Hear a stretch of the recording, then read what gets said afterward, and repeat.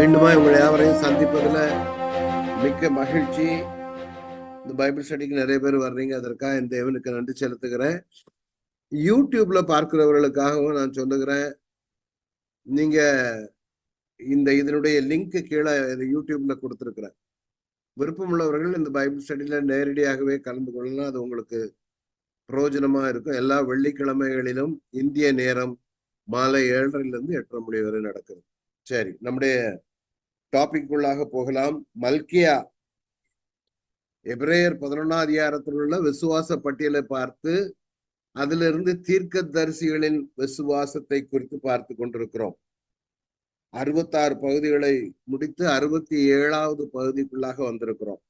கர்த்தருக்கு சித்தமான மீண்டும் டைரக்டாகவே மீதமுள்ள எபிரேயர் புத்தகத்திற்குள்ளாக நாம கர்த்தருக்கு சித்தமான அடுத்த வாரத்துல கடந்து செல்ல இருக்கிறோம். இதனால மல்கியா கடைசி பகுதியில வந்திருக்கிறோம். இந்த மல்கியா புஸ்தகம் தான் பழைய ஏற்பாட்டின் கடைசி புஸ்தகம்.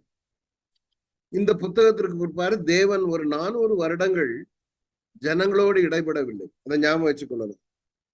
அதற்கான காரணம், தேவனை அந்த ஜனங்கள் ஆல்மோஸ்ட் மறந்து விட்டார்கள் என்றபடினால தேவன் அவர்களோடு இடைபடல 400 வருஷம். ஆனா மல்கியா தீர்க்கதரிசி அந்த இடைப்பட்ட காலத்திற்கு பிற்பாடு நடக்கிற சம்பவங்களை இந்த புத்தகத்துல விசுவாசத்தினால் சொல்லுவதை பார்க்கலாம். அதான் அந்த மல்கியா ஒரு விசுவாச வீரன், தைரியமாக சொல்லுகிறான் நடக்கும் என்று. அதே மாதிரி நடந்து முடித்து விட்டது. நம்முடைய நாட்கள்ல அது நடந்தாச்சு. அதான் இன்றைக்கு நாம் பார்க்க போகிறோம். 67வது பகுதிக்குள்ளாக வந்திருக்கிறோம். மல்கியாவின் விசுவாசம். மலாக்கி அல்லது மலக்காய் இங்கிலீஷ்ல சொல்லுவாங்க, ஹீப்ருல மலாக்கி. என் தூதன், என் ஸ்தானாதிபதி என்ற அர்த்தம். விசுவாசம் என்பது நம்பப்படுகிற உறுதியும் காணப்படாதவர்களின் நிச்சயமா இருக்கிறது. இதான் வசனம். காணப்படாதவைகள் நிச்சயமாய் நடக்கும் என உறுதியாய் நம்புவதே விசுவாசம். அது யாரு? தேவனால் பிறந்தவர்கள் மாத்திரம்தான். தேவனால் பிறப்பதெல்லாம் உலகத்துக்கு. தேவனால் பிறக்காமல் மறுபடியும் பிறக்காதவர்கள் உலகத்தை ஜெயிக்க முடியாது. அவர்களுடைய விசுவாசத்திற்கு அர்த்தமும் இருக்காது. நீ அவன் விசுவாசியாக மாறிவிட்டால், அது எந்த மதமானாலும் சரி, அவன் விசுவாசியாக மாறிவிட்டால், இயேசுவின் மேல் நம்பிக்கை வைத்து விட்டால் மறுபடியும் பிறந்தவன் தான். சோ எவன் மறுபடி பிறந்திருக்கிறானோ அவனுடைய விசுவாசம் உலகத்தை ஜெயிக்கும். இதுதான் நம்முடைய அடிப்படை தீர்க்கதரிசிகள் விசுவாசத்துல அடிப்படை வசனம் 11:32. அதுல தீர்க்கதரிசிகளை 3 வகையாக பிரித்தோம். சிறையிருப்புக்கு பின்பு 3 தீர்க்கதரிசிகள். அதுல கடைசி தீர்க்கதரிசி மல்கியாவை குறித்து பார்க்கிறோம். இந்த மல்கியா தீர்க்கதரிசியில இந்த நாள்ல நாம் பார்க்க போகிறது தசமபாகம் நிறுத்தி வைப்பதன் மூலம் உடன்படிக்கையை மீறுதல். அடுத்தது இஸ்ரவேலரின் ஆணவ பேச்சு. உண்மையுள்ள இதர இஸ்ரவேலர்கள், அவர்களுக்கு என்ன நடக்கும்? நியாய தீர்ப்பு, உடன்படிக்கை புதுப்பித்தல். இது கடைசி இந்த நாள்ல முடிக்க முடியுமான்னு தெரியல, பார்ப்போம். நான் முக்கியமாக பார்க்க போறது தசமா பாகம். இன்னைக்கு கிறிஸ்தவத்திற்குள்ள அதிகமாய் பேசப்படுகிற ஒரு தலைப்பு தான் தசம பாகம். எதை பேசுறாங்களோ இல்லையோ ஊழியக்காரர்கள், இந்த தசம பாகத்தை பேசி இதனால ஒரு படோடவான வாழ்க்கை வாழுகிற ஊழியர்கள் அநேகம். இந்த தசம பாகத்தை வச்சு அடின்னு அடிச்சு ஜனங்களை பயமுறுத்தி, இது ஒரு ப்ராஸ்பரிட்டி டீச்சிங் ஆகிவிட்டது. மல்கியால சொன்னாலும் சொன்னாரு, இதை கோட் பண்ணாத இந்த பணத்தின் மேல கண் வைக்கிறவர்கள் இதைதான் எடுத்த இடத்துல கோட் பண்ணுவாங்க. ஆனா இந்த நாள்ல உண்மையான நிலைமை என்ன என்பதை பார்க்க போறோம். Please listen to me with open mind. திறந்த மனதோடு கூட என்னுடைய வாதத்தை நீங்கள் கேட்கும்படியாக கேட்டுக்கொள்ளுகிறேன். உங்களை கொடுக்கணும்னு நான் அந்த மாதிரி பணத்துக்காக வேண்டிய இதுவரை நான் எடுத்ததில்லை, எடுக்க போறதில்லை. தசம பாகம் என்றால் என்ன? அதனுடைய உள்ளான அர்த்தம் என்ன என்பதை பார்க்க போகிறோம். 7ஆம் வசனம் மல்கியா 3:7 உங்கள் பிதாக்களின் நாட்கள் தொடங்கி என் கட்டளைகளை கை கொள்ளாமல் அவைகளை விட்டு விட்டு விலகி போனீர்கள். என்னிடத்தில் திரும்புங்கள், அப்பொழுது உங்களிடத்திற்கு திரும்புவேன் என்று சேனைகளின் கர்த்தர் சொல்லுகிறார்.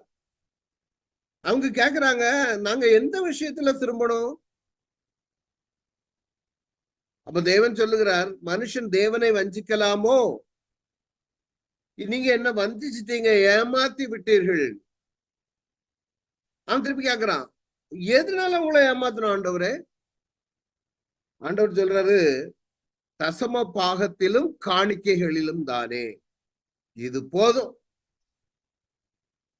அது மாத்திரம் இல்ல, 9ஆம் வசனம், நீங்கள் சபிக்கப்பட்டவர்கள், ஜனத்தாராகிய நீங்கள் எல்லாரும் என்னை வஞ்சித்தீர்கள். அதாவது தசம பாகத்திலும் காணிக்கை கொடுக்கறதுலயும், நீ தசம பாகம் கொடுக்காதனால, காணிக்கை கொடுக்காதனால நீ சபிக்கப்பட்டவன். அநேக சபைகள்ல எப்படி சொல்லுவாங்க தெரியுமா?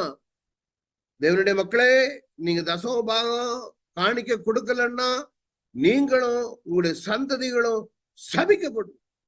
அவன் கிட்ட நடுங்குவான். ஐயோ, உடனே பணத்தை கொண்டு போய் எடுத்து கொடுத்துருவாங்க பயந்து போய். ஏன் நம்ம வீணாம கடவுளுக்கு கொடுக்க வேண்டியதை கொடுக்காம எதுக்கு சாபத்தை வாங்குறது? இது எப்படி இருக்கு தெரியுமா? தேவனை பிரியப்படுத்த பைசா கொடுத்து சமாதானப்படுத்தி ஆசீர்வாதத்தை வாங்குற மாதிரி. as if you are purchasing.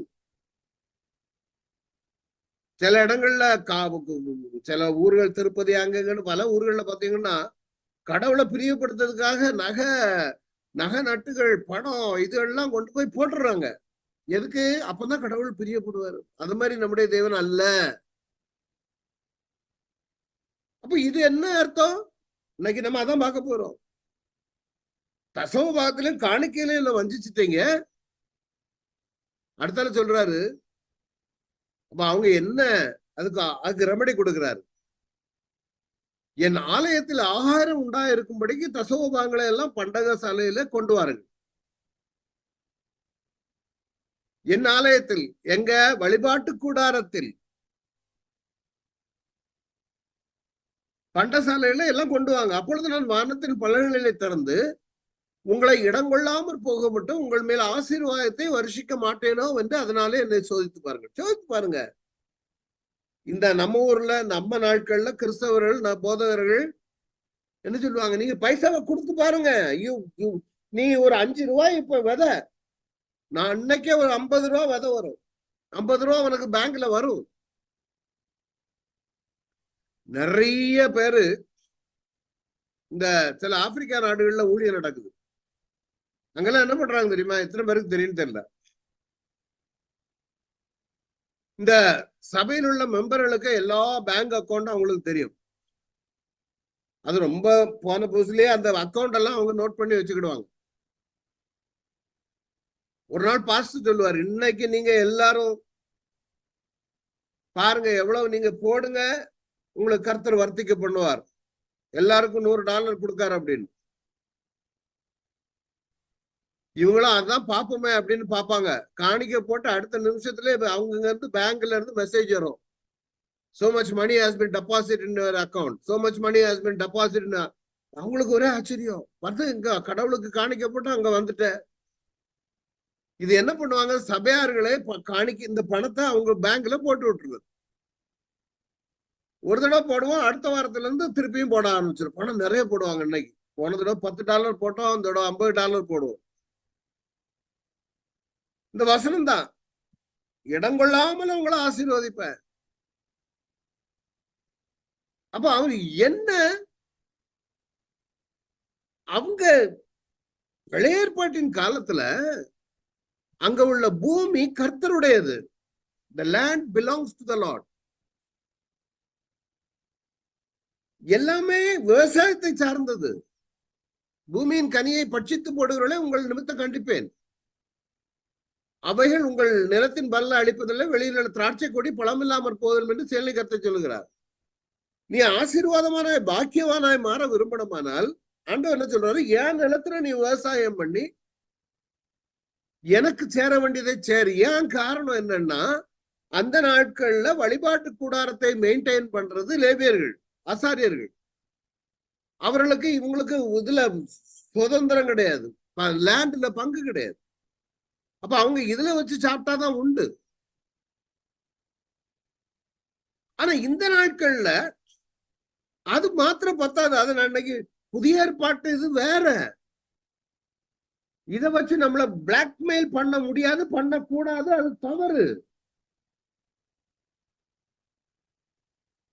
இது இந்த முக்கியமா பாருங்க, தசமபாகத்தை குறித்து தான் உங்களோட இந்த நாள்ல பேச விரும்புகிறேன். உண்மைதான், பழைய ஏற்பாட்டுல தசமபாகம் உண்டு. ஆபிரகாம் தசமபாகம் கொடுக்குறாரா? உன்னதமான தேவனுடைய ஆசாரியனாயிருந்த சாலமோன் ராஜாவாகிய மெல்கிதேசேக்கு அப்பமும் திராட்சை ரசம் கொண்டு வந்து அவனை ஆசீர்வதித்து, வானத்தையும் பூமியும் உடையவராகிய உன்னதமான தேவனுடைய ஆசீர்வாதம் ஆபிரகாமுக்கு உண்டாவதாக. ஆபிரகாமை ஆசீர்வதித்த மெல்கிசேதேக்கு ஆசாரியர்களுக்கு முன்னடையாளமானவன். உன் சத்துருக்களை உன் கையில் ஒப்பு கொடுத்த உன்னதமான தேவனுக்கு ஸ்தோத்திரம் என்று சொன்னார். இவனுக்கு ஆபிரகாம் எல்லாவற்றிலும் தசமபாகம் கொடுத்தான். இது பழைய ஏற்பாட்டு இதுல உண்டு, இல்லைங்கல. அடுத்தால பாத்தீங்கன்னா நிலத்தின் கனியில் தசமபாகம். ஏன்னா தேசம் ஆண்டவருடையது. யூபிலி நாட்கள் எதுக்கு வச்சாரு? இப்ப உங்க நிலத்தை நீங்க அடகு வச்சிருக்கீங்கன்னு வைங்களேன். அடகு வச்சு ரொம்ப நாளா உங்களால திருப்ப முடியல. 50 வருடம் வரும் பொழுது உங்கள்ட்ட இருந்து அடகு வாங்கினவன் நீங்க எவ்வளவுக்கு அடகு வச்சாலும் பரவாயில்ல, திருப்பி கொடுத்துடணும். அந்த சொத்தை யாரும் சொந்தமா கொண்டாட முடியாது. It belongs to God. அதனாலதான் யூபிலி ஆண்டு 6 வருடத்துக்கு ஒரு முறை அதுக்கு சாபத்துக்கு நிலத்துக்கு ரெஸ்ட் கொடுக்கணும். அப்ப அந்த லேண்ட் ரீப்ளனிஷ் ஆகும்.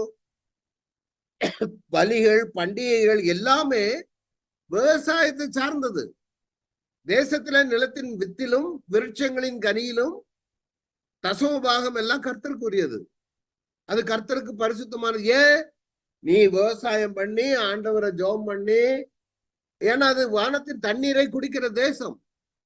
நம்முடைய தேவனுடைய கண்கள் அதன் மீது இரவும் பகலும் 24/7 வைக்கப்பட்டிருக்கும். கம்ப்ளீட்டா அவரு கம்ப்ளீட் கண்ட்ரோல் இன் ஹிம். இப்போ உள்ள வாழ்க்கை அப்படி, அது வேற லைஃப். இது சரி. அப்போ அது கர்த்தருக்கு பரிசுத்தமானது. பரிசுத்தத்தோடு கூட செய்ய வேண்டிய காரியம் இது. புதிய ஏற்பாட்டுல செய்யலாமா? நான் பாக்குறேன், எடுத்துருவாரு. ஒருவன் தன் தசமபாகத்திலே எவ்வளவாவது மீட்டுக்கொள்ள மனதா இருந்தானால அதனுடன் 5ல் ஒரு பங்கை கூட்டி கொடுக்கணும். கோலை வச்சு ஆடை எண்ணும் போது 10ல் ஒரு ஆடு கர்த்தருக்கு. ஒரு 10 ஆடை விடுவான், 11வது ஆடு கர்த்தருக்கு. அடுத்தல 10 ஆடை விடுவான், 11வது ஆடு கர்த்தருக்கு. கர்த்தருக்கு பரிசுத்தமானது, கர்த்தருக்கு பிரித்தெடுக்கப்பட்டது, கர்த்தருக்கு பலி செலுத்தப்படுவதற்கு. எல்லாமே ஆல் ரிலேட்டட் டு அக்ரிகல்ச்சர். இந்த பண்டிகைகள் எல்லாமே நீங்க பாத்தீங்கன்னா பாருங்க, பஸ்கா பண்டிகை வரும்பொழுது புளிப்பில்லாப்பு பண்டிகை, முதற்கனி, ஃபர்ஸ்ட் ஃப்ரூட்ஸ். விவசாயம் பண்ணி ஃபர்ஸ்ட் ஃப்ரூட்டை கொண்டு வரணும். நம்முடைய விவசாயம் அப்படி கிடையாது. அது கம்ப்ளீட் செட்டப்பே வேற. வாக்குத்தத்தம் பண்ணப்பட்ட தேசத்திற்கு கொண்டு வந்து அதுக்கு முன்னாடி 400 வருஷம் இருந்தாங்களா? அங்கிருந்து ஏதாவது கேட்டாரா? இல்லையே. இவர்கள் வந்த அந்த தேசத்துல இருந்துதான் ஆண்டவர் எதிர்பார்க்கிறார். அப்ப முதற்கனியே கொடுக்கணும்.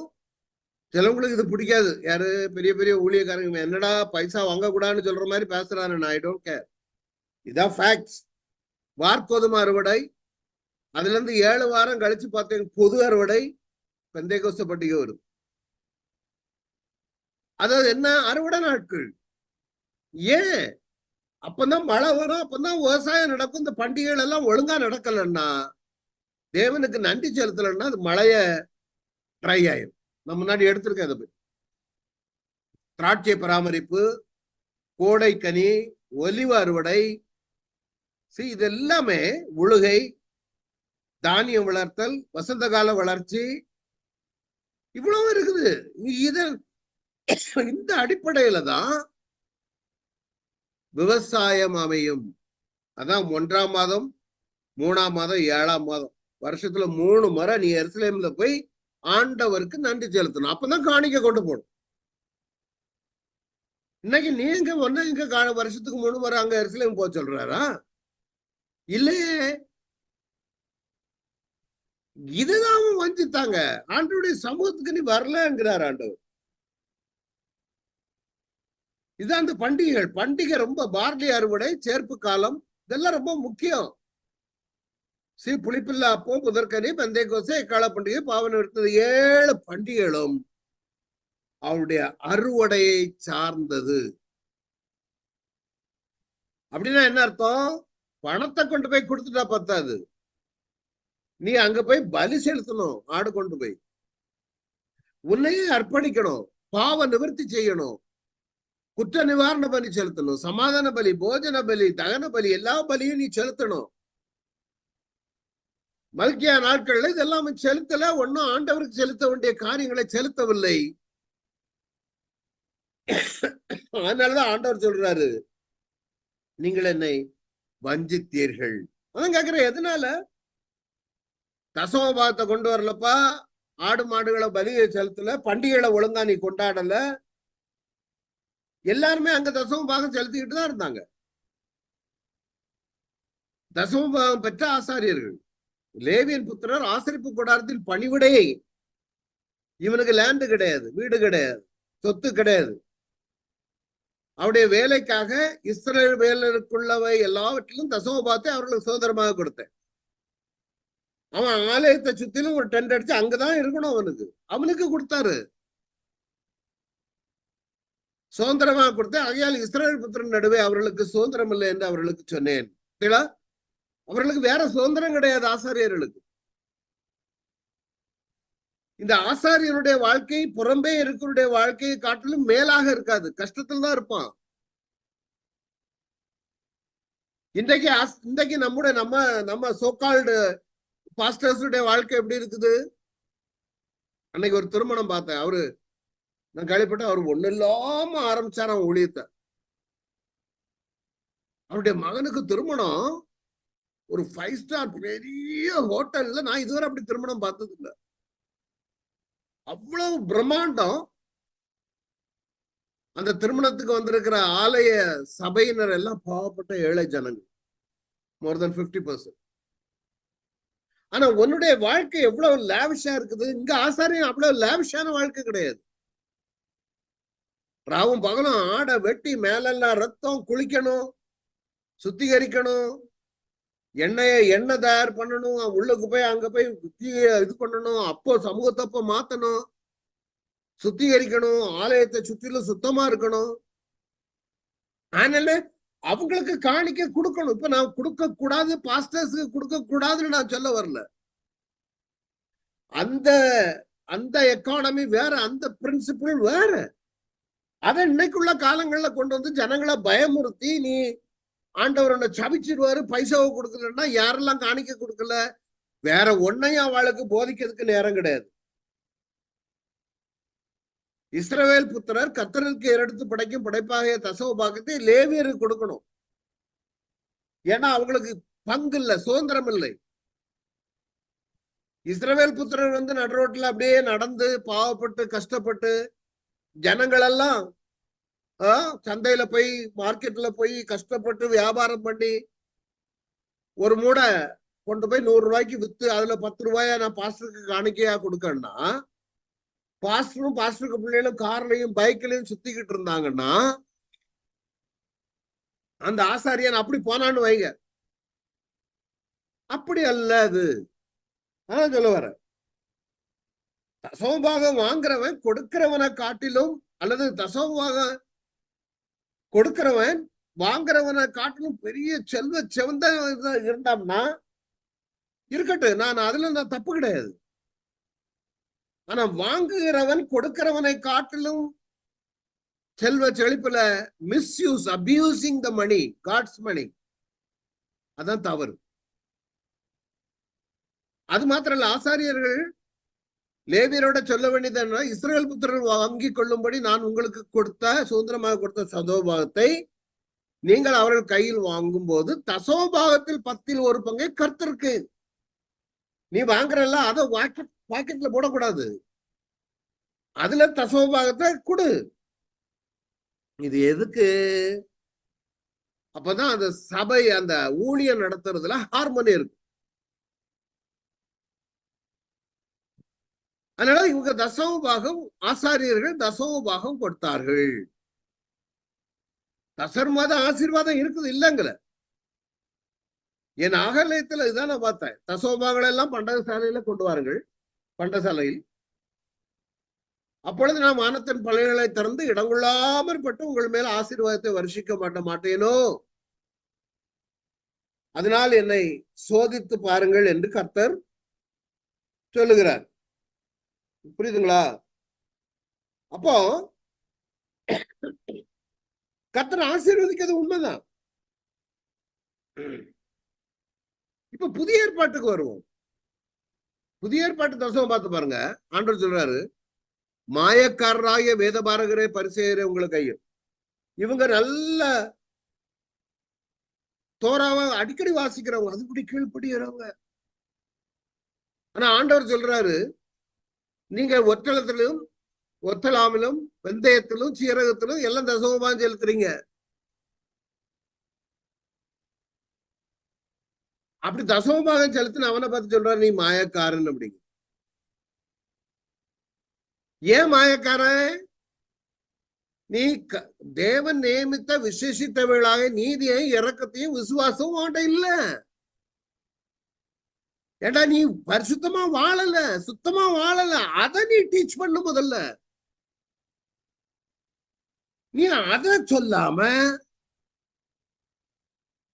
உங்களுக்கு கடவுளை ஆசீர்வதிக்கிறார், உங்களை ஆசீர்வதிப்பதே தேவனுக்கு தெரியும், ஆண்டவருக்கு கொடுத்து பாருங்க. ஏய், அது இல்ல. நீ அவன் இறக்கம் நீதி விசுவாசம் எல்லாம் வந்துட்டா தானாகவே அந்த தெய்வீக குணம் அவனுக்குள்ளாக வந்துவிடும். ஒரு வயசான அம்மா வந்துச்சுது, பெரிய பெரிய பணக்காரெல்லாம் நிறைய பண்டில் பண்டா பணத்தை காணிக்க போடுறான். ஆனா ஒரு வயசான ஏழை பொம்பளை 2 காசு போடுறத பார்த்தார். ஆண்டவர் என்ன சொன்னா தெரியுமா? இந்த ஏழை விதவை எல்லாவற்றையும் மற்ற எல்லாரையும் பார்க்கலாம் அதிகமாக போட்டால் இருந்து மெய்யாகவே உங்களுக்கு சொல்லு. அவன் மற்ற ஐஸ்வர்யவான்களை மாதிரி நிறைவா போட்டா இல்லையே. ஏன் அப்ப இங்க நிறைய போட்டான்னு சொல்றாரு? அவர்கள் எல்லாரும் தங்கள் பரிபூர்ணத்திலிருந்து எடுத்து தேவனுக்கு காணிக்கப்பட்டார். உண்மைதான், பரவாயில்ல. இவ்வளவு தன் வறுமையிலிருந்து தன் ஜீவனத்துக்கு உண்டாயிருந்தது எல்லாம் போட்டு கம்ப்ளீட்டா. அப்ப என்ன ஆண்டவர் என்ன சொல்ல வர்றாரு? எத்தனை பெர்சன்டேஜ் இல்ல, அங்க அவ தசமபாகம் கொடுக்கல, முழுமை 100% கொடுத்தா. 100% கொடுத்தானா அது 2 காசு. அவன் பணக்காரன் கேட்கல, ஏன் என்ன அவ்வளவு 2 காயின் டொங்குன்னு சத்தம் கட்டுச்சு. அந்த தொங்கன்னு சத்தம் கேட்கறது இல்ல, அந்த 2 காணிக்க இல்ல, இருதயம். இன்னைக்கு சபைகள்ல பாருங்க என்ன போதனை அதிகமா இருக்குது, தசோபம். மல்கியா போன்ற வசனத்தை வச்சு ஜனங்களை போட்டு பம்பாடு பண்ணி. ஏன் புதிய ஏற்பாட்டுல வேற சத்தியம் போதிக்கிறதுக்கு இல்லவே இல்லையா? எவ்வளவு சத்தியங்கள் இருக்கிறது. கடந்த வாரம் நான் இந்த என்னுடைய சிங்கப்பூர் பைபிள் ஸ்டடியில இதை எடுத்தேன். மாம்சம் ஆவிக்கு விரோதமாகவும் ஆவி மாம்சத்துக்கு விரோதமாகவும் ஒன்றை ஒன்று வச்சுக்கிறதுன்னு. இதெல்லாம் ஏன் எடுக்கிறதுக்கு நேரம் இல்லை சபைகள்ல. இன்னைக்கு இதை காட்டிலும் காணிக்கை எடுக்கிறான். இதெல்லாம் இருக்கணும். இதெல்லாம் இல்லாம போனாதான் நீ காணிக்கை கொடுக்கறதுல அர்த்தம். கொடுக்க கூடாதுங்கிறது இல்ல. புதிய ஏற்பாட்டிலையும் ஊழியர்கள் தேவனுடைய காணிக்கையை நம்பி வாழுகிற ஊழியர்கள் உண்டு. ஆனா அந்த காணிக்கையை வாங்கி அதை தவறான முறையில செலவு செய்வார்களானால் தேவனுக்கு உத்தரவாதம் கணக்கு ஒப்புவிக்க வேண்டும். பாவப்பட்ட ஒரு குடியானவன் சந்தையில போய் காசெல்லாம் எல்லாம் வியாபாரம் விவசாயம் பண்ணி ஒரு வருஷம் உழைச்சி அவன் பஸ்ல போனா செலவாயிரும், ஆட்டோல போனா செலவாயிரும், நடந்து கொண்டு எல்லாம் வித்து மாட்டு வண்டியில கொண்டு வித்து பாஸ்டர் வீட்டுல கொண்டு போய் தசமபாகத்தை கொடுத்துட்டு போறான்னு வைங்க. பாஸ்டர் கைசாவை வாங்கிட்டு பக்கம் மகன் வந்து கேக்குறான், dad I need money to put petrol, என் வண்டிக்கு பெட்ரோல் போடுறதுக்கு. இந்த காணிக்கையை தூக்கி அவன்கிட்ட கொடுக்கறாருன்னு வைங்க. காணிக்கை கொடுத்தவன் திருப்பி பார்க்க கூடாது. அதுல நம்ம கணக்கு போட்டு இனி என்ன செய்யறா வைக்கிறான் அது நம்ம கடமை இல்லை, அது ஆண்டவர் பார்த்துக்கிட்டு வர, அது வேற கதை. But it is you are abusing the money, you are misusing the money. சபைக்குள்ள இந்த மாம்சத்தின் கிரியைகள் எல்லாம் போக்கணும். அதுக்கு நீ முதல்ல டீச் பண்ணு. அப்போ ஆவியின் கனிகள் தாராளமா வந்து விடும். அன்பு, சந்தோஷம், சமாதானம், நீடிய பொறுமை, தயவு, நற்குணம், விசுவாசம். அன்பு வந்தாலே போதும். நல்ல சமாரிய கதையில சமாரிய அன்பு இருந்ததுனாலதான் போய் அதை காயம் கட்டினான். அன்புன்னு வந்தா அதுக்கு பிறகு அவன் காணிக்கையை வந்து மனதார கொடுப்பான். 10 இல்ல 2 பைசா. உன்னுடைய ஏழ்மையில, உன்னுடைய கஷ்டத்துல உன்னால முடியாது, ஃபீஸ் கட்டணும், சாப்பாடு இருக்கு, செலவு இருக்குது. அந்த நெருக்கத்திலையும் கொஞ்சத்தை எடுத்து ஆண்டவருக்கு காணிக்கையா கொடுக்கும்போது அது பெருசா இருக்கும் ஆண்டவருடைய பார்வை. அந்த வயசான பொம்பளை போட்ட மாதிரி இருக்கதெல்லாம் ஃபீஸ் எல்லாம் வேண்டாம். சிலவங்க பண்ணுவாங்க, சில ஊழியக்காரர்கள் எனக்கு எழுதுனது அந்த நாட்கள்ல, ஐயா என் பைக்கை நான் ஆண்டவர் சொன்னாரு, பைக்கை நான் கொடுத்துட்டேன், இலவசமா வேற இன்னொருக்கு கொடுத்துட்டேன், இன்னொரு பைக்குக்காக ஜெபம் பண்ணிக்காங்க. அப்படின்னு அர்த்தம் என்ன தெரியுமா? இன்னொரு பைக் வாங்குறதுக்கு எனக்கு பைசா அனுப்பிட்டாங்க. அது இல்ல, அந்த மாதிரி எதிர்பார்க்க கூடாது, கேட்க கூடாது. ஆண்டவர் கொடுப்பாரு, அது வேற. முதல்ல ஏன் ஒண்ணு கொடுக்க சொல்றாரு? கொடுக்க சொன்னாரா? அப்ப தானாவே வருமே, நீ ட்ரை பண்ண வேண்டாம? ஆண்டவர் எதிர்பார்க்கிறது என்னன்னா, உன்னுடைய கஷ்டத்தின் மத்தியிலும் தேவனுக்கு நன்றி செலுத்த முடியாது. நிலத்திலிருந்து வரும் பொழுது, ஆண்டவரே நான் எவ்வளவு கஷ்டப்பட்டேன், ஆண்டவரே சாப்பாட்டுக்கு இல்லாம இருந்தப்ப எனக்கு இவ்வளவு சம்பளம் வந்திருக்குதுல்ல. அந்த கஷ்டத்திலையும் நீ கொஞ்சம் எடுத்து ஆண்டவருக்கு கொடுக்கிற பாரு, ஊழியர்களுக்கு கொடுக்கிற பாரு, அதை தேவன் கனப்படுத்துது. கொடுக்க கூடாதுன்றது இல்லை என்னுடைய, கொடுக்கணும் இல்லைங்கள. அது மாதிரி ஊழியர்களுக்கும் அக்கௌண்டபிலிட்டி இருக்குது. வாங்குற பைசாவுக்கு அக்கௌண்டபிலிட்டி இருக்கணும். அவங்களும் குடு குடு குடு குடு. ஆனா சபைக்கு கணக்கு கிடையாது. அது பிளாக் அண்ட் ஒயிட்டா இருக்குது கிடையாது. அதான் தவறு. என்ன செய்யறாரு, என்ன நடக்குது அங்க தெரியாது. You have to give an account. Why? Because you are giving to the Lord and you are accountable to the account, to the Lord. சிலவங்க அதை வெளியே சொல்ல மாட்டாங்க, பெரிய பைசா வந்தா இவங்களுக்கு தெரிஞ்சா ஒம்பு அப்படின்னு. அப்படி இல்லை. இதெல்லாம் ஓப்பனா இருக்கணும். சில சர்ச்சுகள்ல பார்த்திருக்கேன் நான், கரெக்டா அவங்க சொல்லுவாங்க, இந்த வருஷத்துல இவ்வளவு வருமானம் வந்துச்சுது, இவ்வளவு செலவு ஆயிருக்குது, இவ்வளவு கையிருப்பு இருக்குது. இது தேவனுக்கு ஜனங்கள் கொடுக்கிற பணம். இதுல தசமபாகத்தை வச்சு நீங்க பிளாக்மெயில் பண்ணி உன்னை சபிப்பாரு, சபிக்க மாட்டாரு, நீ இதெல்லாம் டீச் பண்ண மாட்டான். கிறிஸ்தவனுடையவர்கள் தங்கள் மாம்சத்தையும் அதை ஆசை இச்சைகளையும் சிலுவையில் அறைந்திருக்கிறார்கள். எதெல்லாம் இதை நீ டீச் பண்ணு. உபச்சாரம், வேசித்தனம், அசுத்தம், காமவாரம், விக்கிரக ஆராதனை, 17 அண்ணா இருக்கு. இந்த 17ஐயும் முதல்ல எராடிகேட் பண்ண பாவம் சபையில இருந்து. அப்பா, அன்பு, சந்தோஷம், சமாதானம் இதெல்லாம் நடக்கும். அதை டீச் பண்ணு. இத விட்டுக்கிட்டு ஜனங்களை அவன் பாக்கெட்ல உள்ள பணத்திலேயே கண்ணு. Very sorry to say this. ஏன் அன்னைக்கு ஒரு ஊழியக்காரர் சொல்றாரு, இன்னைக்கு பணங்களை வாங்கி கண்டமான பெரிய பெரிய மெகா சர்ச்சஸ கட்டிக்கிட்டு இருக்காங்க. கோடி கோடி கோடி கணக்கு. எத்தனை கிராமங்கள்ல சபைகள் இல்ல. ஆண்டவர் ஒண்ணு கோடி கோடி எல்லாம் அந்த இந்த அமெரிக்கால இருந்து வர இம்போர்ட் பண்ணக்கூடிய இதெல்லாம் மாயை. அமெரிக்கால வச்சிருக்கா பாருங்க பெரிய பெரிய சர்ச், அது மாதிரி நானும் வச்சிருக்கேன். ஆண்டவர் அப்படியான சர்ச்சை காட்டிலும் நல்ல பெரிய பெரிய ஆத்துமாக்கள், நல்ல பரிசுத்தவான்களை உருவாக்குகிற சபையை ஆண்டவர் எதிர்பார்க்க.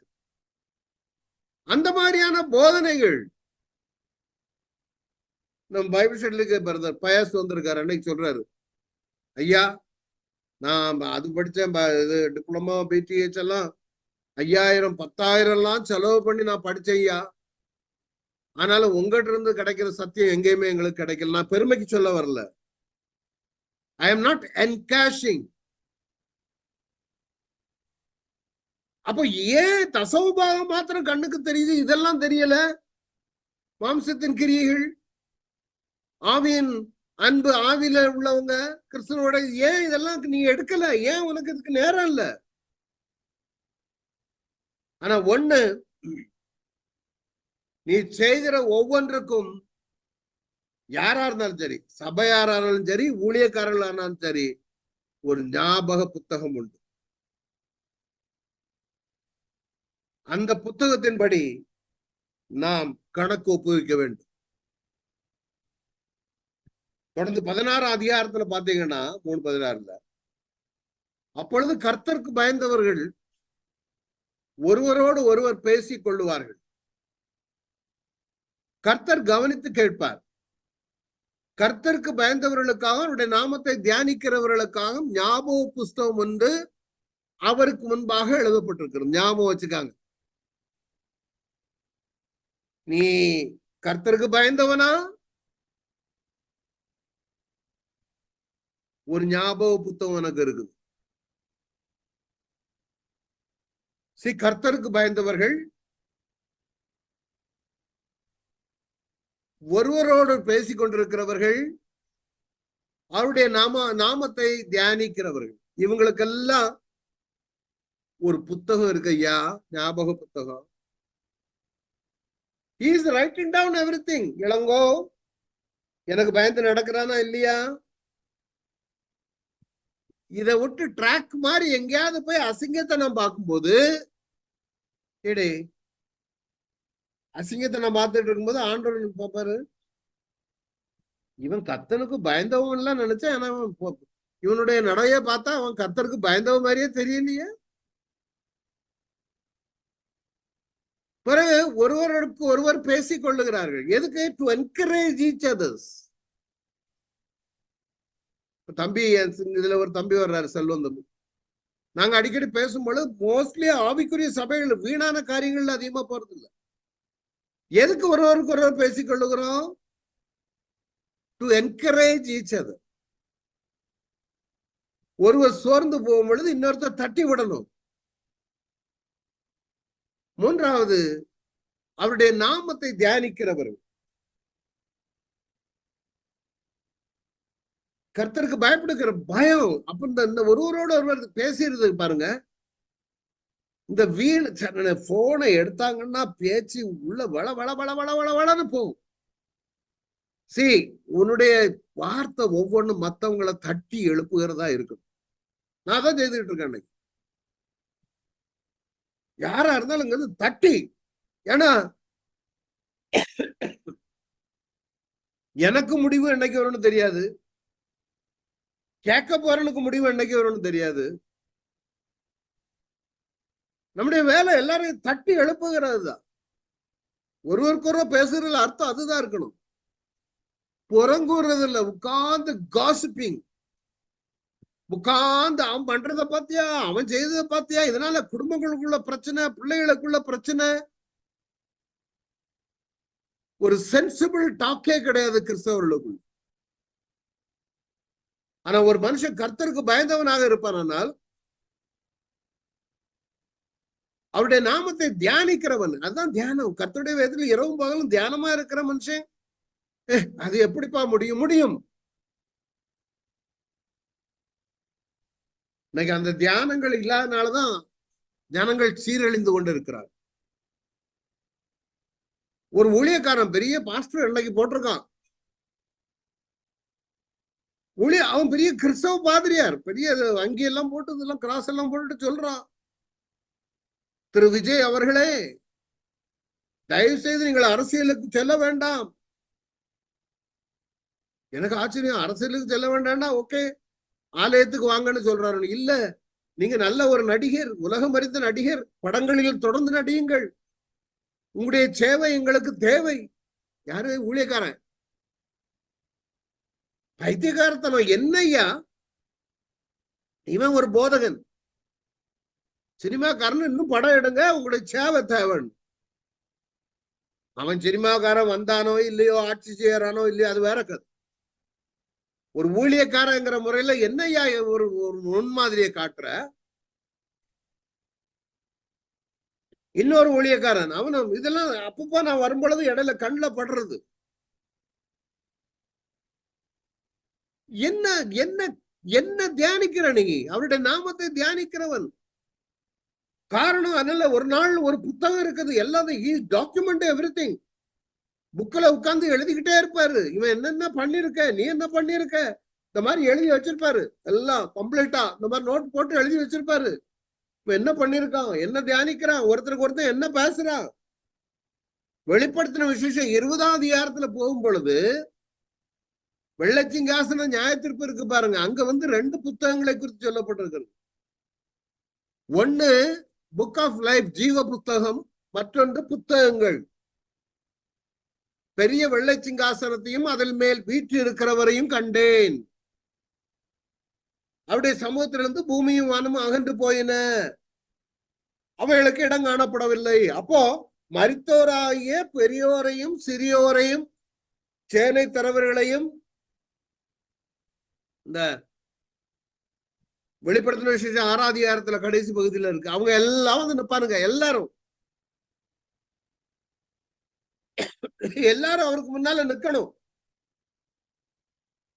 இங்க பாருங்க, மரித்தோராகிய சிறியோரையும் பெரியோரையும் தேவனுக்கு முன்பாக இருக்க கண்டேன். அப்பொழுது புஸ்தகங்கள் திறக்கப்பட்டன. ஜீவ புஸ்தகம் என்னும் வேறொரு புஸ்தகமும் திறக்கப்பட்டது. அப்பொழுது அந்த புஸ்தகங்களில் எழுதப்பட்டவர்களின்படியே மரித்தோர் தங்கள் தங்கள் கிரியைகளுக்கு தக்கதாக நியாய தீர்ப்பு அடைந்தார். ஒண்ணு, ஜீவ புஸ்தகம் நீ இயேசுவை ஏற்றுக்கொள்ளும் பொழுது பேரங்க எழுதப்பட்டிருக்கு. அதுக்கு பிற்பாடு நீ நடக்கிற பேச்சு, நடத்த, சிந்தனை, பெரியோரு தியானிக்கிறது, ஒருத்தருக்கு ஒருத்தர் பேசுகிறதெல்லாம் இந்த ஞாபக புத்தகத்தில் எழுதப்பட்டிருக்கும். அநேக புத்தகங்கள் இருக்குது, வார்த்தைகள், அப்படி பல புத்தகங்கள் இருக்குது. அதெல்லாம் நான் வெளிப்படுத்தின விசேஷத்துல எடுத்திருக்கேன். முடிஞ்சவங்க அங்க போய் பாருங்க. அவங்களுக்கெல்லாம் அந்த புத்தகங்களில் எழுதப்பட்டிருக்கிறபடியே தங்கள் தங்கள் கிரியைகளுக்கு தக்கதான நியாயத்தீர்ப்பு அடைந்தார். We are called to be careful. எல்லாவற்றையும் ஆண்டவர் பார்த்து கொண்டிருக்கிறாங்க. ஆண்டவருடைய கண்களுக்கு மறைவானது எதுவுமே கிடையாது. ஒரு வார்த்தை பேசும் பொழுது கேர்ஃபுல்லா இருங்க. இந்த நாவலானதான் நம்ம துதிக்கணும். துதித்தலும் சபித்தலும் ஒரே நாவல இருந்து வர முடியாது. கசப்பும் தித்திப்பான நீரும் ஒரே நாவல இருந்து கிணத்துல இருந்து ஊத்துல இருந்து வராது.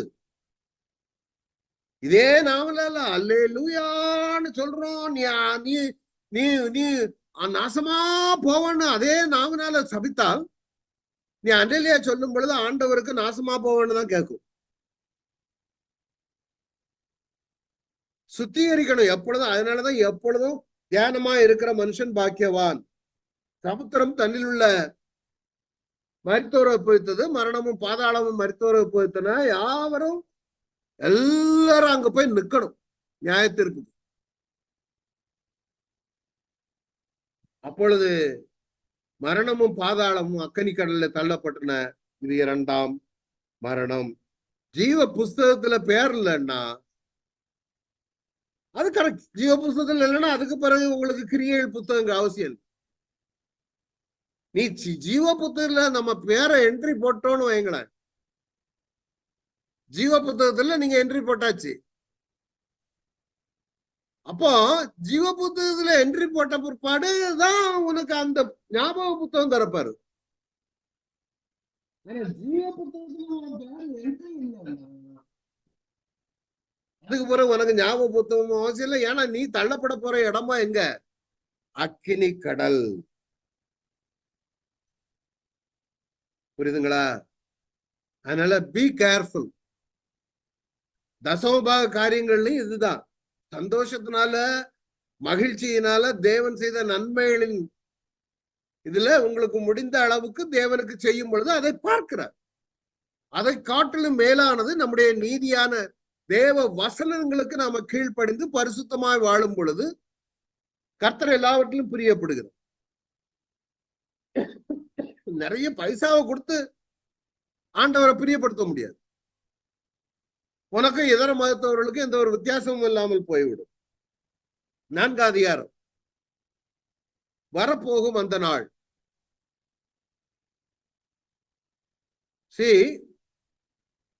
தள்ளப்படுவார். இல்ல, வரப்போகும் அந்த நாள். மல்கியா 4 அதிகாரம். இதோ சூளையை போல எரிகிற ஒரு நாள் வருது. இது அடுத்தது ஜட்ஜ்மெண்ட். நான் சொன்ன அக்னி கடலை சொன்னேன். ஒரு நாள் வரும், அகங்காரிகள், அக்கிரமம் செய்கிறவர்கள் யாவரும் துரும்ப போல எரிந்து ஒன்றுமில்லாமல் ஆகிவிடுவார். அந்த நாள் அவர்களை சுட்டரிக்கும். அவர்களுக்கு வேறையும் கொப்பையும் வைக்காமல் போகும். அதாவது உன் சந்ததியை தலைக்காதப்பா. ரெண்டுக்குள்ள வித்தியாசத்தை நீங்க பார்க்கணும். ஆனாலும் நாமத்துக்கு பயந்திருக்கும் உங்கள் மேல் நீதியின் சூரியன் உதிக்கும். அதன் செட்டைகளின் கீழ் ஆரோக்கியம் இருக்கும். நீங்கள் வெளியே புறப்பட்டு போய் கொளுத்த கன்றுகளை போல இருப்பீர்கள். துன்மார்க்கரை மிதிப்பீர்கள். நான் இதை செய்யும் நாளிலே அவர்கள் உங்கள் உள்ளங்கால்களின் கீழ் சாம்பலா இருப்பார்கள் என்று சேரணிகத்தை சொல்லுகிறார் துன்மார்க்கர். ஆனா ஒரு கண்டிஷன், மோசைக்கு நான் கற்பித்த நியாயப்பிரமாணமாகிய கட்டளைகளையும் நியாயங்களையும் நினைங்கள். அதான் மெயின். கீழ்ப்படிதெல்லாம் முக்கியம். கர்த்தருடைய பெரிதும் பயங்கரமான நாள் வருவதற்கு முன்பே நான் உங்களிடத்திற்கு எலியாவை அனுப்புகிறேன். அதுதான் கடைசி மல்கியா புத்தகத்தினுடைய கடைசியில வந்து நிற்கும். இன்னும் ஒரு 400 வருஷத்துக்கு பிறகு அவர் பேச போறது இல்லை. 400 வருஷம் அமைதியா இருக்க போறார். Silent period. நான் வந்து பூமியை சங்காரத்தால் அடிக்காதபடிக்கு என் பிதாக்களுடைய இருதயத்தை பிள்ளைகளிடத்துக்கும் பிள்ளைகளுடைய இருதயத்தை அவர்கள் பிதாக்களிடத்திற்கும் திருப்புவான். வரப்போகும் அந்த நாள் சூளையை போல எரிகிற நாள். எரிய போகும் துரும்பு அகங்காரிகள் அக்கிரமம் செய்கிறது. வேரையும் கொப்பையையும் வைக்காமல் சுட்டரிக்கும். மாற்ற ஒரு வார்த்தை வைக்காமல் சுட்டரிக்கும். அப்படின்னா என்ன? துன்மார்க்கன் எப்படியாக அழிந்து போவான். ஆனால் நீதிமானுக்கு இது துன்மார்க்கருக்கு வருகின்ற முடிவு. நீ கர்த்தருக்கு பயப்படல, கர்த்தருக்கு பயந்தவர்கள் ஒருவருக்கு ஒருவர் பேசிக்கொண்டு நீ பேசல, உற்சாகப்படுத்தல, அவரை குறித்து தியானிக்கலன்னா ஒரு நாள் வருகிறது, அது சூளையை போல எரிகிறது. சூளைன்னா தெரியல, த ஓவன் பர்னஸ். தீ பிடிக்கும். அதான் வரப்போகும் நாள். இந்த நாள் இதுல அக்கிரமம் செய்கிறவன், பைபிள் வாசிக்காதவன், கர்த்தருக்கு பிடித்தெல்லாம் எல்லாரும் கணக்கு வச்சுதான் ஆகணும், பொய் தான் ஆகணும். ஆனா அதே நேரத்துல நீதியின் சூரியன் உனக்குள்ளே உதிக்குமானார். செட்டைகளின் கீழ் ஆரோக்கியம் உண்டு. செட்டைகளின் கீழ் ஆரோக்கியம், இதான் பயங்கரமான ஒரு டேர்ம். பார்த்துங்க, அவருடைய செட்டை மேல உன்னதமான ஒரு சங்கீத 91 பாத்தீங்கன்னா தெரியும். சங்கீத 91 பாருங்க.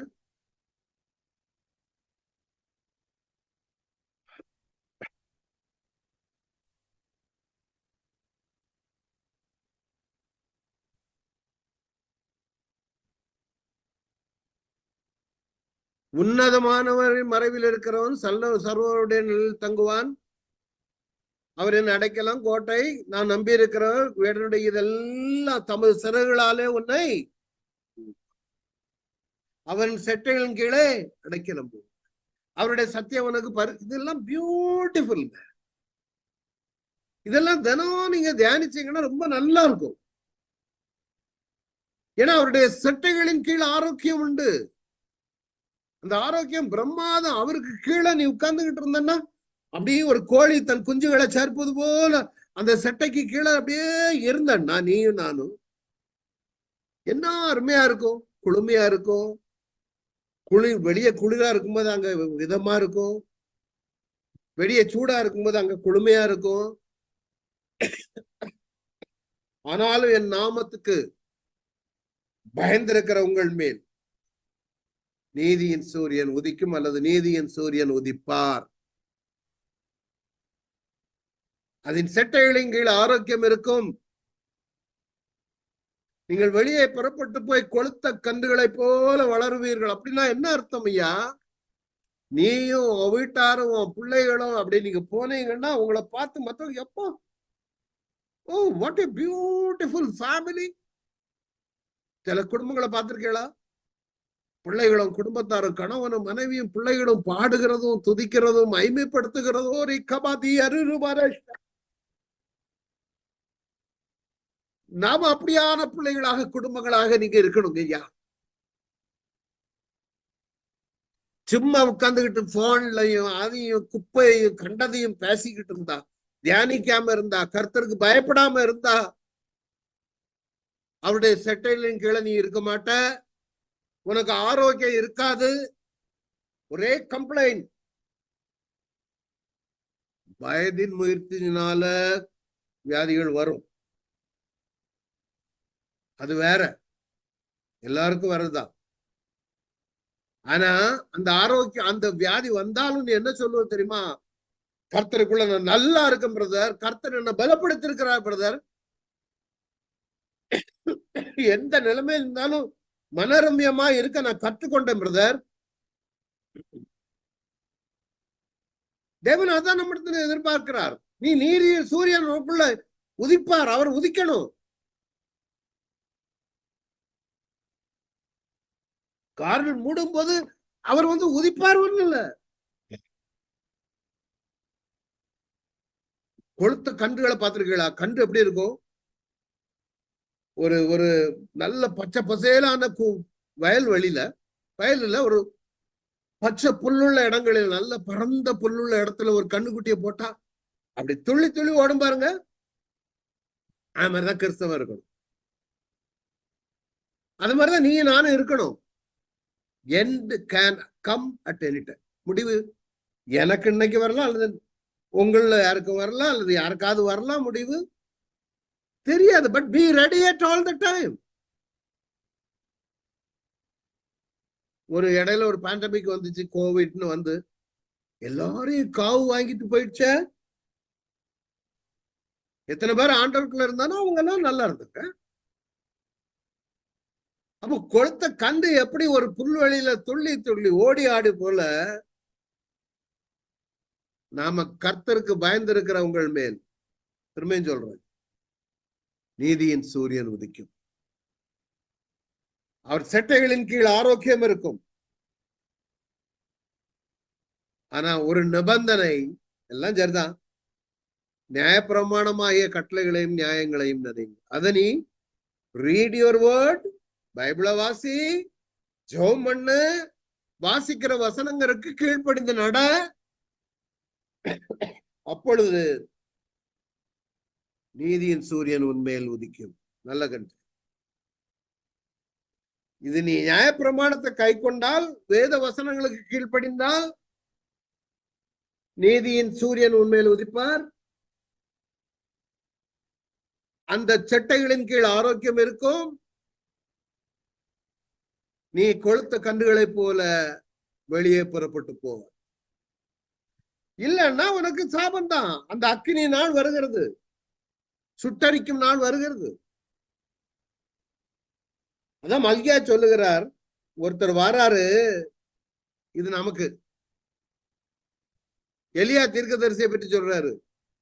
இதோ கர்த்தருடைய பெரிதும் பயங்கரமான நாள் வருவதற்கு முன்ன இன்னொன்னு வரல அந்த நாள்.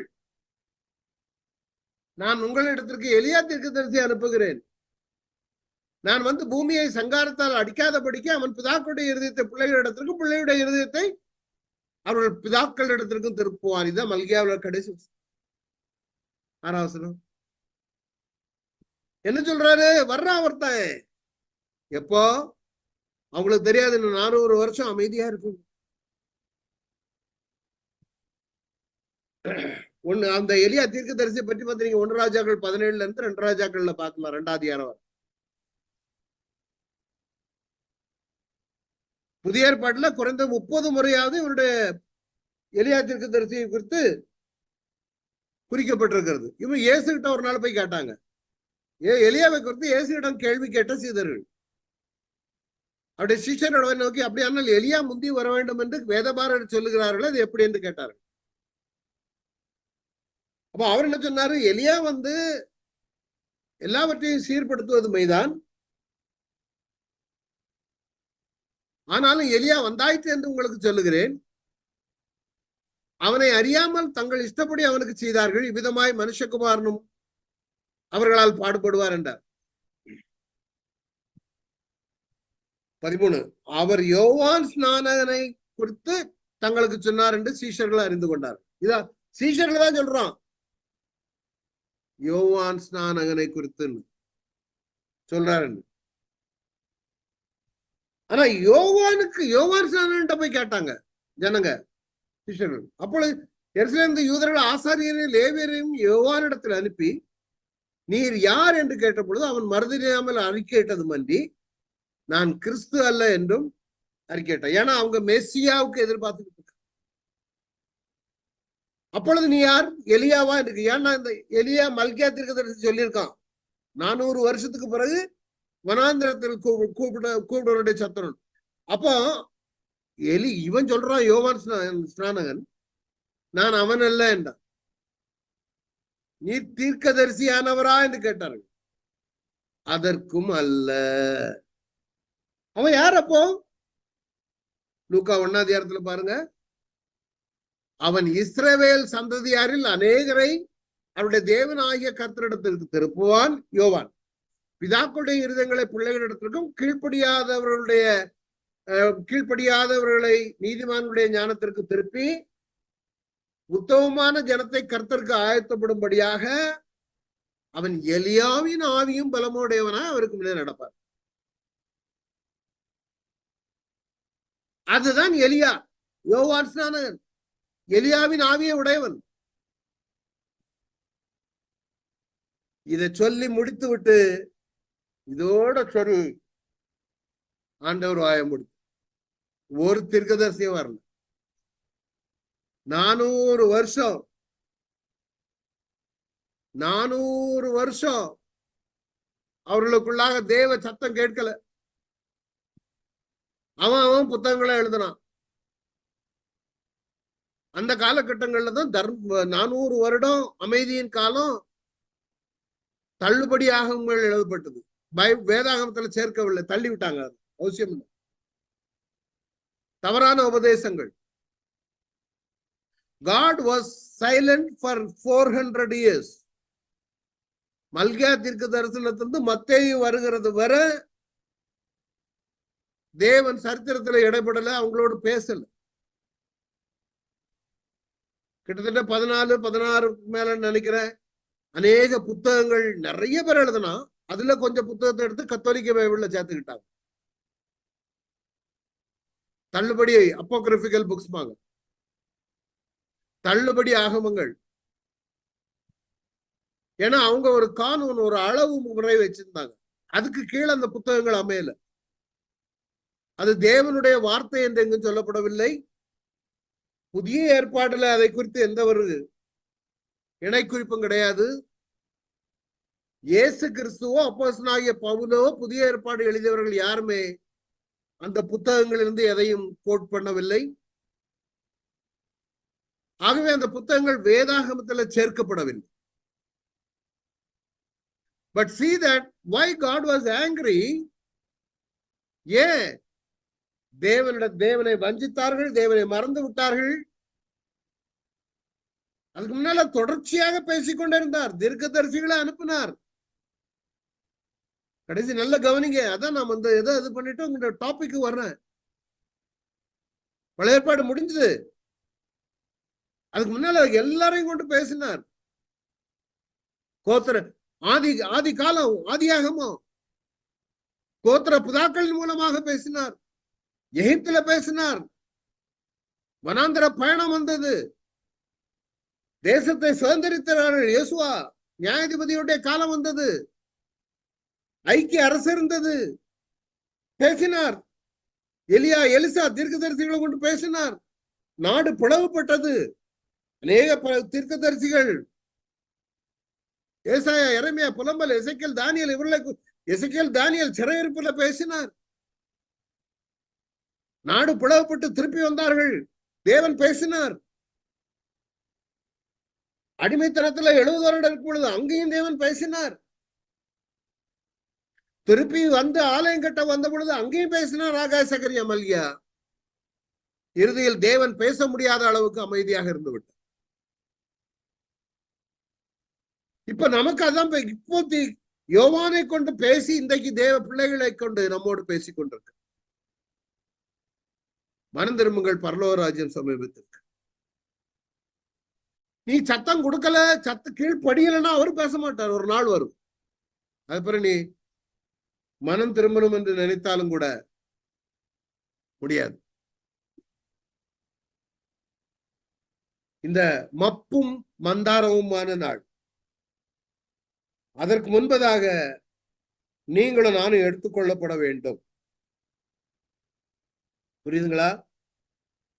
எல்லாரும் சேர்ந்து ஜபிக்க போகிறோம். இந்த கர்த்தருடைய நாள் பெரிதும் பயங்கரமான நாள் வருவதற்கு முன்னே தீர்க்கதரிசி அனுப்புகிறேன். எல்லாரும் ஜெயிப்போமா? ஆண்டவரே, இந்த வருகைக்கு எங்களை ஆயத்தப்படுத்தும். இந்த வந்திருக்கிற ஒவ்வொருவரும் ஆண்டவரே, உமக்கு பயப்படுகிற பயம் இருக்கணும். ஒருவருக்கு ஒருவர் ஆவிக்குரிய ஜீவிதத்திலே தட்டி எழுப்புகிற பிள்ளைகளா இருக்கணும். உம்முடைய வார்த்தைகளை தியானிக்கிற பிள்ளைகளா இருக்கணும். இவர்கள் மீது நீதியின் சூரியன் உதிக்கட்டும். செட்டைகளின் மறைவில இவர்களுக்கு ஆரோக்கியம் இருக்கட்டும். ஆண்டவரே, I declare total healing of these people. இவர்களுக்கு பூரண சுகத்தை கொடுப்பீராக. கொளுத்த கன்றுகளைப் போல துள்ளி சாடி ஓடுகிற பிள்ளைகளாக வந்திருக்கிற ஒவ்வொருவர்களை மாற்று. இவர்களுடைய சந்ததிகளும் ஆசீர்வதிக்கப்பட்டிருக்கு. அந்த பெரிதும் பயங்கரமான நாள் வருவதற்கு முன்னே எக்கால சத்தத்தோடு நீ வானத்திலிருந்து வரும் பொழுது நாங்களும் உம்மோடு கூட எடுத்துக்கொள்ளப்பட வேண்டும். ஆண்டவர், இரண்டாம் ஆதாமாகிய உம்மோடு கூட நாங்கள் ஐக்கியப்பட்டவர்களாய் காணப்பட வேண்டும். வஞ்சிக்கப்பட்டு விடக்கூடாது. ஆண்டு ஆவியானவர்கள் ஒவ்வொருவரையும் ஆசீர்வதிங்க. இவர்களுக்குள்ளாக தேவ கிருபை, தேவ சமாதானம் இருக்கட்டும். பூரண ஆரோக்கியம் இருக்கட்டும். இந்த நிமிஷத்துல வியாதியில் போராடுகிற ஒவ்வொருவருக்கும் விடுதலை கொடுப்பீராக. In the name of Jesus, let there be total victory, Lord, in the name of the Kalara Kadiyara Barashakara. ஒவ்வொருவரையும் ஆசீர்வதித்தார். Prepare everyone for your coming. நாளைக்கு உங்களுடைய வருகையோ எங்களுடைய முடிவா இருக்குமானால் எல்லாரும் பரலோகத்துல. Please, Lord, prepare all of these children. All of them have come. So many have come. Bless them. ஆசீர்வதிங்க, ஆசீர்வதிங்க. நாம் மாத்திரம் மகிமைப்பட்டான் பேசும் மூலம். என் ஆத்மாவே கத்தரிஸ்து, என் முழு உள்ளமே பரிசுநாமம். என் ஆத்மாவே கத்தரிஸ்து. கத்த சேசாலோ வாரங்களை மறவாங்க. Thank you all for coming.